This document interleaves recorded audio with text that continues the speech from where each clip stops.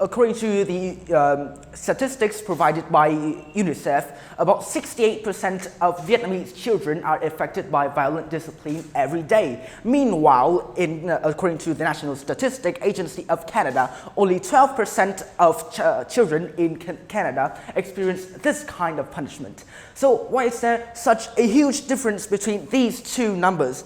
Is corporal punishment that effective? Well, first of all, let us all define what corporal punishment means. Corporal punishment, as defined by the Committee on the Rights of the Child, which is a body of 18 experts who are elected and they are independent.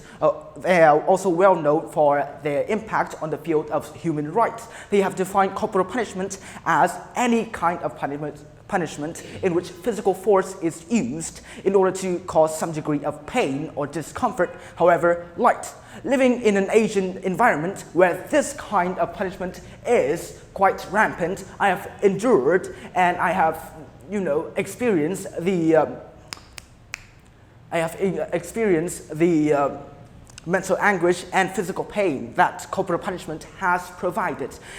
So I have started to question the use of it. Is it that effective towards keeping or can I start again? I'm shaking. Do you mind? Yeah. I am literally shaking. It's quite hard. Keep in mind that it will be the... I know. Wait, I'm not ready to keep going. Okay. I'm sorry for all the inconvenience. I mutter a lot. Anyways, it in fact is effective in the short term. Well, pain is an unpleasant sensory and emotional experience associated with physical impact. Now, pain evolutionarily is a deterrence to inappropriate behaviors. Naturally, if a creature missteps, he will experience utter pain and he will be writhing in pain, crying out for predators and attracting predators. This kind of deterrence is then abused by corporal punishment and thus results in short-term or immediate compliance to the affected children. As shown in the research, the 2000 research of Mr. Robert Lazarile, a human developmental expert, he has pointed out that this is actually true. However, corporal punishment can escalate easily. The use of corporal punishment can create a tolerance in the children that are affected and thus requires more severe actions that has to be taken in order to punish this child as he grows older. Also, corporal punishment can be linked to increased level of aggression in many child, as cited in Dr. Elizabeth Gershoff, a human developmental expert of her field, that corporal punishment, she links corporal punishment to increased levels of aggressiveness in childs.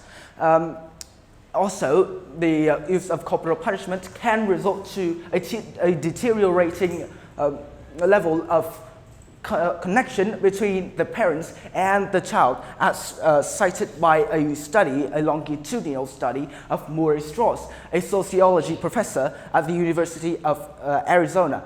And thus, he pointed out that the continuous use of corporal punishment can, however, lead to impaired relationship between the children and their parents. This explains the loss of self-control, as the use of corporal punishment continuously reduces the respect of the children towards their parents and members of the society, and thus linking corporal punishment and adult criminality. According to a research by Diana Baumrind, a psychology professor, she said that the use of corporal punishment can also create